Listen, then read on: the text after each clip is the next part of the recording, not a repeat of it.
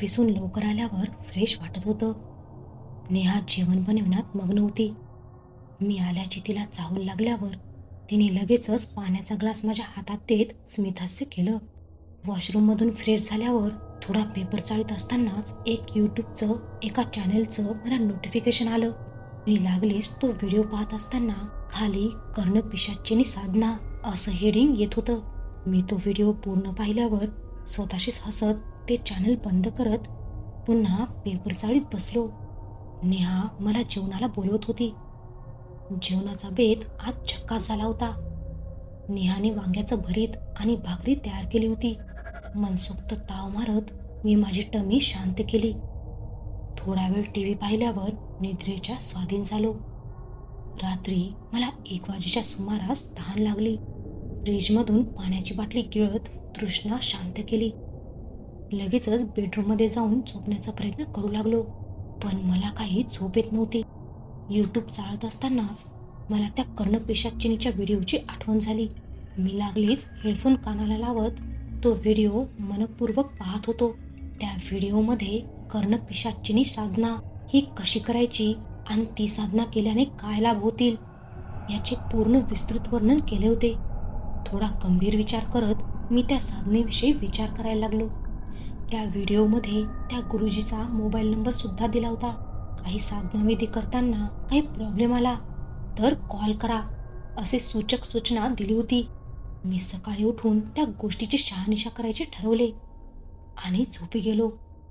सकाळी थोडी उशिरात जाग आली तरी लवकरच फ्रेश होऊन मी ऑफिसला गेलो. दुपारी त्या गुरुजीला कॉल केला. मी त्याला मला साधना करण्याची इच्छा आहे तर मला काय करावे लागेल असे विचारले.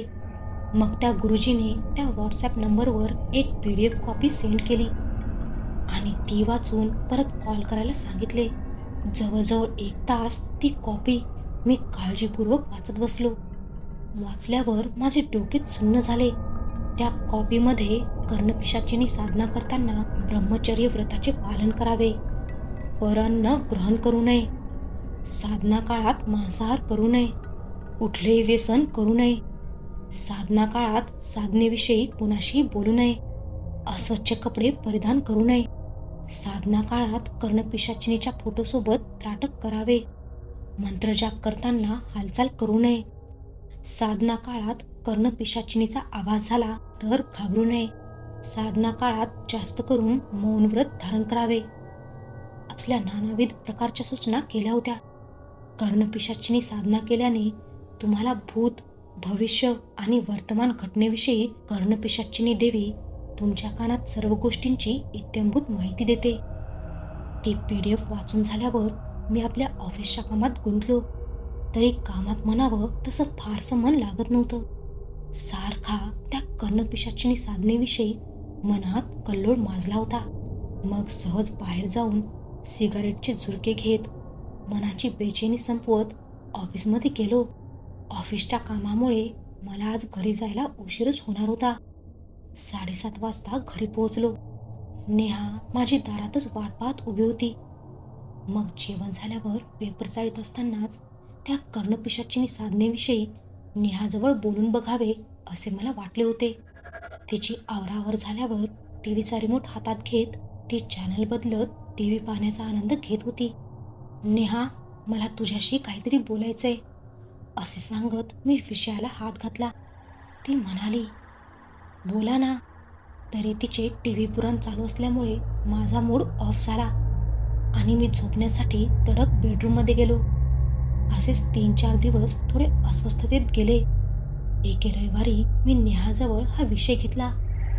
तिने माझे सर्व कर्णपिशाचिनी पुराण शांतपणे ऐकून घेतले आणि थोडी शॉक झाल्यासारखी माझ्याकडे पाहत बसली. मी म्हणालो, काय झाले? ती थोडी किचनमध्ये जाऊन फ्रीजमधले पाणी गिळत लागलीच माझ्या जवळ येत तिने मला चांगलेच धारेवर धरले. ती म्हणाली, तुम्हाला वेड लागले आहे का? का वेड्याच्या इस्पितळात दाखल करू? कुठून असली खोळी सुचतात तुम्हाला? खबरदार, असली रिकामी कामे केली तर. आपल्या नवरा बायकोचे सर्व काही ठीक चालू असताना अशी रिकामी उद्योग करण्याची तुम्हाला गरजच काय? कर्णवर्ण पिशाचिनी साधना म्हणे, चालले तांत्रिक बनायला. त्यानंतर नेहाचा हा सल्ला माझ्या मनाला मी पटवून घेत मी त्या साधनेचा नादच सोडला. एके संध्याकाळी नेहा म्हणाली, यावर्षी कुठेतरी दूर ट्रिप काढूया. म्हणजे एखादे धार्मिक स्थळ किंवा हिल स्टेशन. असा विचार करत आम्ही दोघेही इंटरनेट सर्च करत एकमेकांना स्थळं सुचवू लागलो. नेहा म्हणाली, आपण कामाख्या देवीला जाऊया का? जागृत देवस्थान आहे आणि 51 शक्तिपीठांपैकी एक आहे. कामाख्या देवीवर आमचा शिक्कामोर्तब झाल्यावर आम्ही त्या ठिकाणाविषयी अजून माहिती गोळा करू लागलो. सर्च करतानाच मला अजून एक विशिष्ट माहिती मिळाली की तिथे दूरदूरचे तांत्रिक लोक सिद्धी प्राप्ती करण्यासाठी त्या ठिकाणी येतात. विशेष करून तांत्रिक साधना सिद्धी लवकरच प्राप्त होते असल्या बऱ्याचशा गोष्टीची माहिती इंटरनेटवर मिळत होती. ठरल्या दिवशी आमचा कामाख्या देवीसाठीचा प्रवास सुरू झाला. 2 दिवसांचा प्रवास करून आम्ही रात्री 10 वाजता कामाख्या स्टेशनला उतरलो. हॉटेल बुकिंग असल्यामुळे रूम शोधणे या त्रासापासून आमची सुटका झाली. सकाळी 3 वाजता उठून 4 वाजेपर्यंत फ्रेश होऊन आम्ही देवी दर्शनाला गेलो. दर्शन झाल्यावर आम्ही निवांत मंदिराच्या आजूबाजूचा परिसर निहाळत दुपारचे 12 वाजले. मग आम्ही लंच करून हॉटेलमध्ये जाऊन थोडी विश्रांती घेण्याचा प्रयत्न केला. 10-15 मिनिटांनी बघतो तर नेहाला प्रवासाने थकव्यामुळे चांगलीच झोप लागली होती. मला झोप येत नसल्यामुळे मी बाहेर फेरफटका मारण्यासाठी निघालो. बाहेर आल्यावर परत मंदिराच्या आवारात मी फिरत असतानाच मला काही साधू दिसले. त्यांनी काळी वस्त्र परिधान केली होती आणि त्यांच्या हातात गळ्यात रुद्राक्षमाळा दिसत होत्या. कपाळावर आडवे भस्म लावले होते. मी त्यांच्याकडे लहान मुलासारखा कुतूहल म्हणून बघत होतो. थोडं पुढं गेल्यावर एक रेस्टॉरंट दिसले. चला एक मस्त कॉफीवर ताव मारू. कॉफी पीत असतानाच एक भगवी वस्त्र घातलेला एक साधू माझ्या टेबलावर येऊन बसला आणि चहाची ऑर्डर देऊन वाट पाहत बसला. मी सहजच विषय काढायचा म्हणून त्या साधूजवळ कामाख्या देवीच्या इतिहासाविषयी आणि आजूबाजूच्या स्थळाविषयी माहिती घेऊ लागलो. देवीच्या विषयी माहिती सांगून झाल्यावर तो मला तांत्रिक पूजेची माहिती सांगू लागला. माझा आवडता विषय असल्यामुळे आणि एक प्रकारची जिज्ञासा म्हणून मी बरेच प्रश्न त्याला विचारू लागलो. सरतेशेवटी मी त्याला सांगितले की मला कर्णपिशाचिनीची साधना करायची आहे आणि मला तुमच्या मार्गदर्शनाची आवश्यकता आहे. हे ऐकून तो मौन झाला आणि 2 मिनिटांनी माझ्याविषयी माहिती विचारू लागला. तुम्ही कुठे असता, काय करता आणि कर्णपिशाचिनी साधनेविषयी तुम्हाला कुठून माहिती मिळाली वगैरे वगैरे. मी त्या साधूला सर्व काही माझ्याविषयीची माहिती दिली आणि त्याने मला एक महत्त्वाचा प्रश्न विचारला. तो म्हणाला की तुम्ही ही साधना कुठल्या प्रकारे उपयोगी आणणार आहात. त्याच्या ह्या प्रश्नाने मी अनुत्तरित झालो आणि तो म्हणाला, कुठलीही साधना मनुष्य जीवनाच्या कल्याणासाठी भगवंताने निर्माण केलेली असते. जर त्या साधनेचा दुरुपयोग आपल्या स्वार्थासाठी केला तर तुमचा पूर्ण विनाश होऊ शकतो. अशी त्याने मला सक्त ताकीद दिली. मग मीही त्याला माझ्याकडून कुठल्याही प्रकारचे गैरवर्तन किंवा दुरुपयोग होणार नाही याची हमी दिली. त्याने स्मित हास्य करत मला आशीर्वाद दिला आणि मी त्यांना मला तुमचा शिष्य बनवा अशी विनंती केली. त्यावर ते म्हणाले, मी कुठलाही साधक किंवा गुरु नाही. मी एक परमेश्वराचे नामस्मरण करणारा साधा व्यक्ती आहे. मग मी म्हणालो, आता कसं? तर ते म्हणाले की मी एका सिद्ध कापली तांत्रिक महाराजांना ओळखतो. त्यांना जर तुम्ही विनंती केली तर ते तुम्हाला आपला शिष्य बनवून घेतील. मग तुम्ही उद्या याच ठिकाणी भेटा. आपण त्या महाराजांकडे जाऊ असे सांगत त्यांनी माझा निरोप घेतला. अजून बराच अवकाश असल्याने मी परत फेरफटका मारण्यासाठी अजून पुढे गेलो. तेवढ्यातच नेहाचा कॉल आला. कुठे आहात वगैरे विचारपूस करत होती. तिला थोड्या वेळात येतो अशी हमी देऊन एका ठिकाणी बसून कर्णपिशाचिनी साधनेविषयी विचार करू लागलो. जर त्या कापली तांत्रिकाने मला शिष्य बनवले तर साधना कुठे पूर्ण करायची आणि नेहाला नकळत साधना सिद्ध कशी करायची हा माझ्यासाठी गहन प्रश्न होता. उद्याचं उद्या बघता येईल म्हणून तो विषय तिथेच सोडून मी हॉटेलकडे जाण्यासाठी निघालो. हॉटेलवर आल्यावर नेहा एकदम फ्रेश वाटत होती. मी आल्यावर लागलीच ती म्हणाली, चला बाहेर कॉफी वगैरे घेऊया. मग कॉफी घेऊन आणि रात्रीची जेवण करून आम्ही परत हॉटेलला आलो. नेहा उद्या कुठे कुठे फिरायला जायचे याची प्लॅनिंग करत होती, पण माझे तिच्या बोलण्याकडे लक्षच नव्हते. मी तिच्या प्रत्येक प्रश्नाला हो हो म्हणत दुजोरा देत उद्या त्या कापली महाराजांना नेहाच्या नकळत भेटायला कसे जायचे याचा विचार करत होतो. असाच विचार करता करता मी झोपी गेलो. सकाळी लवकर उठून फ्रेश झाल्यावर आम्ही 2-4 प्रेक्षणीय स्थळांची यादी बनवली होती. त्यातील 2 ते 3 स्थळे पाहूया या विचाराने बाहेर पडलो. दुपारी 12पर्यंत आम्ही 2 मंदिराला भेटी दिल्या आणि लंच झाल्यावर एका जुनाट महादेव मंदिराचे दर्शन घ्यायला गेलो. दुपारचे 2 वाजले असतील. मी नेहाला सांगितले, नेहा आपण हॉटेलला जाऊया. ती म्हणाली, का हो, फिरूया की संध्याकाळपर्यंत. मी तिला म्हणालो की मला थोडे अस्वस्थ वाटते, थोडा हॉटेलवर आराम केल्यावर बरे वाटेल. अशी उगाच थाप मारून आम्ही हॉटेलसाठी ऑटो पकडून निघालो. आता दुपारचे 3:30 वाजले होते. माझे डोके दुखत आहे, मी मेडिकलवर जाऊन गोळ्या घेऊन येतो असे मी नेहाला सांगून बाहेर निसटलो. ठरल्या वेळेप्रमाणे मी ठीक 4 वाजता त्या रेस्टॉरंटमध्ये गेलो. जवळपास 10 मिनिटांनी ते भगवे कपडे घातलेले साधू महाराज तिथे आले. मला पाहत त्यांनी एक स्मितहास्य केले. जवळ येत त्यांनी चला अशी खूण करत निघायला सांगितले. मी त्यांना चहाचा आग्रह करत थोडा वेळ बसवले. मग आम्ही चहा पिऊन मार्गस्थ झालो. एक ॲटो कॅरी करून ते साधू सांगतील त्याप्रमाणे मार्गक्रमण करत होतो. जवळजवळ अर्ध्या 1 तासाने आम्ही एका जुनाट वटवृक्षाजवळ थांबलो. ॲटोवाल्याचे पैसे चुकते करून साधू महाराजांच्या आज्ञेची वाट पाहत होतो. मग त्यांनी सांगितले की इथून पुढे पायवाटेने आपण या जंगलात जाऊ. जवळपास 2 किलोमीटरवर त्या कपाली महाराजांचा आश्रम आहे. तिथे गेल्यावर तुम्ही फक्त जे प्रश्न महाराज विचारतील त्याच प्रश्नांची उत्तरे द्या. बाकी सर्व काही ईश्वराच्या हातात आहे. मी त्यांच्या मागोमाग जाऊ लागलो. वाटेत मला कर्णपिशाचिनी साधनेविषयी उत्सुकता आणि भीती दोन्ही वाटत होत्या. ठीक अर्ध्या तासाने आम्ही त्या झोपडीवजा आश्रमात पोहोचलो. बाहेरच 3-4 काळे कपडे घातलेले साधूजन त्यांच्या रोजच्या दिनक्रमात व्यस्त होते. आश्रमात प्रवेश करताना लाकडी दरवाजासमोर कसली तरी सुकलेली फळे बांधलेली होती आणि त्या लाकडी दरवाजाच्या समोर एक यज्ञकुंड होते. थोड्या बाजूला बसण्यासाठी सोय केली होती. त्या साधू महाराजांनी मला तिथे बसण्याची खूण केली आणि ते दुसऱ्या दरवाजाने आत गेले. जवळपास अर्ध्या तासाने ते साधू महाराज परत आले आणि मला त्यांच्या मागून चला अशी खूण करत आम्ही आत गेलो. आत गेल्यावर एक भले मोठे यज्ञकुंड दिसले. त्या यज्ञकुंडात एक साधू कसले तरी मंत्र म्हणत आहुती देत होता. त्या यज्ञकुंडातल्या आगीच्या ज्वालामुळे तो परिसर भयानक वाटत होता. जवळपास 5 ते 10 मिनिटं तो कार्यक्रम मी सुन्न होऊन पाहत राहिलो. मंत्र संपल्यावर मग साधू महाराजांनी माझी ओळख त्या दुसऱ्या कापली साधू महाराजांशी करून दिली. मग प्रथमच त्या कापली तांत्रिकाने माझ्याकडे पाहत असे म्हणत हमी दिली. त्याला पाहताच मी एक आवंडा गिळला.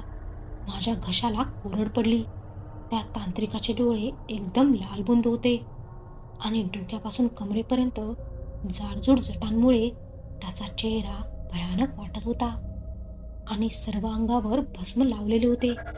त्या कापली तांत्रिकाने त्याची स्वतःची ओळख करून देत स्वतःचे नाव शैतान सिंह असे सांगितले. त्याच्या जाड्या भरड्या आवाजात हिंदीमध्ये त्याने बोलायला सुरुवात केली. बेटा, तुम कर्णपिशाचिनी साधना करना चाहते हो, ये बहुत अच्छी बात है, लेकिन इस साधना को करते वक्त कुछ कड़े नियम का पालन करना बहुत जरूरी है. सबसे पहले तुम्हें ब्रह्मचर्य व्रत का पालन करना होगा और खाने में भी कुछ चीज़ों को परहेज करना होगा. पहले मुझे ये बताओ, तुम्हारे कोई इष्ट गुरु है कि नहीं? मी नाही सांगितल्यावर त्याने, मैं तुम्हें अपना शिष्य बनाने के लिए तैयार हूँ, लेकिन तुम्हें गुरु आज्ञा का एकदम सटीक तरीके से पालन करना होगा. पहले मैं तुम्हें गुरु दीक्षा दूंगा और उसके बाद कर्ण पिशाचिनी साधना के सारे विधी तुमको बताऊंगा. मी हो म्हणत त्या कापली तांत्रिकाच्या पाया पडलो आणि जवळपास अर्धा तास गुरुजींनी मला गुरुदक्षिणा दिली. गुरुदीक्षा दिल्यानंतर मी त्या कापली साधूला मनोभावे पूजून गुरु मानले होते. मग थोडा मी आश्रमाच्या वातावरणात रममाण झालो. जवळजवळ 1 तासाने भगवी कापड घातलेले साधू माझ्या जवळ आले. त्यांनी चला अशी खून करून मार्गस्थ झालो. माझ्या मनात आश्रमातून निघताना बरीच उत्सुकता वाटत होती, पण गुरुजी शांत असल्यामुळे मी काही त्यांची शांती भंग केली नाही. आता त्यावेळी कुठलेही वाहन किंवा ऑटो मिळणे दुर्पास्त होते, म्हणून आम्ही पायी चालत मुख्य रस्त्याला पोहोचलो. जवळजवळ 5 मिनिटांनी साधूबुवा बोलते झाले. साधू महाराजांनी मला विचारले, तुमचा इथे किती दिवस मुक्काम आहे? आम्ही परवा निघू असे सांगितल्यावर साधू महाराज म्हणाले, तुम्हाला परत एकदा इथे यावे लागेल. सध्या कापली तांत्रिक महाराजांनी तुम्हाला गुरुदीक्षा दिली आहे व त्याचसोबत भैरव मंत्राचा 1 महिना सकाळ आणि संध्याकाळ 11 माळा जाप करायला सांगितला आहे. 1 महिना मंत्रजाप झाल्यावर पुढे तुम्हाला ते कर्णपिशाचिनी साधनेचे सर्व विधी सांगणार आहेत. मग मी महाराजांना म्हणालो, फोनवर साधनेचे सर्व विधी तुम्ही मला सांगू शकणार नाहीत का? मी असे म्हटल्यावर साधू महाराजांनी एक स्मितहास्य केलं आणि म्हणाले, काही गोष्टी फोनवर व्यवस्थित नाही समजणार तुम्हाला. एकदा तुम्हाला साधना सुरू करताना कामाख्या देवीचे दर्शन घेण्यासाठी यावेच लागेल. उद्या तुम्ही ठीक दुपारी 1 वाजता मला त्या रेस्टॉरंटमध्ये भेटा. मी तुम्हाला भैरवमंत्र जाप आणि माळा संस्करण विधी याविषयी माहिती सांगेन. बोलता बोलता आम्ही त्या रेस्टॉरंटजवळ पोहोचलो. साधू महाराजांचा निरोप घेऊन मी हॉटेलकडे मार्गस्थ झालो. रात्री साधारण 10 वाजेपर्यंत मी हॉटेलजवळ पोहोचलो. नेहा माझ्यावर रागवली असणार हे नक्कीच होतं. मी हॉटेलच्या रिसेप्शनला माझ्या रूमची चावी मागितली. हॉटेल मॅनेजर म्हणाला, साहेब, चावी आमच्याकडे जमा नाही आहे. मी तर्क केला की नेहा रूममध्येच असेल. थोडा घाबरतच रूमची डोरबेल वाजवली. नेहाचा आवाज आला. कोण आहे? मी आहे सांगितल्यावर नेहाने धाडकन दरवाजा उघडला आणि लागलीच नाराजपणे बेडवर आडवी झाली. तिला समजावत थापा मारण्यात 1 तास गेला. सकाळी उठल्यावर नेहा थोडी रागातच बघत होती माझ्याकडे. तिचा राग शांत होईपर्यंत आपण शांतच राहावे असा सल्ला मनाला पटवत आम्ही दोघेही फ्रेश झालो. फ्रेश होऊन आम्ही ब्रेकफास्ट करून बाहेर फिरायला आलो. नेहाचा मूड कसा आहे याची चाचपणी करण्यासाठी मी तिला विचारले, कुठे फिरायला जायचे? तेव्हा ती माझ्याकडे हसत म्हणाली, जाण्यापूर्वी परत एकदा कामाख्या देवीचे दर्शन घ्यावे असे मला वाटते. मी लागलीच होकार दिला आणि आम्ही मंदिराकडे निघालो. नेहाचा मूड फ्रेश झाल्यामुळे मला एकदम हायसे वाटले. देवी दर्शन घेत आम्हाला 10:30 वाजले. आता कुठे फिरायला जायचे असे नेहाला विचारल्यावर ती म्हणाली, रात्री आपली 8:45ची ट्रेन आहे आणि सामानाची पॅकिंगही करावी लागेल, म्हणून हॉटेललाच चला असा ती आग्रह करू लागली आणि लंचही हॉटेललाच करू अशी तिची इच्छा होती. मग आम्ही हॉटेलवर आल्यावर लगेचच लंचची ऑर्डर दिली. लंच झाल्यावर नेहाशी बोलता बोलता केव्हा 1 वाजला मला कळालेच नाही. नेहाला मी खाली जाऊन थोडा फ्रेश होऊन येतो असे सांगत बाहेर निघालो. फ्रेश होऊन म्हणजेच सिगारेट पिऊन येतो असे नेहाला सांगितले. ठीक 1:15 मी त्या रेस्टॉरंटमध्ये पोहोचलो. साधू महाराज माझी वाट पाहत बसले होते. उशीर झाल्यामुळे थोडी दिलगिरी व्यक्त करत मी त्यांच्या पाया पडलो. त्यांनी मला आशीर्वाद देत बसण्याची खूण केली. चहा पिऊन झाल्यावर साधू महाराज मला माळा संस्करण विधीविषयी माहिती सांगू लागले.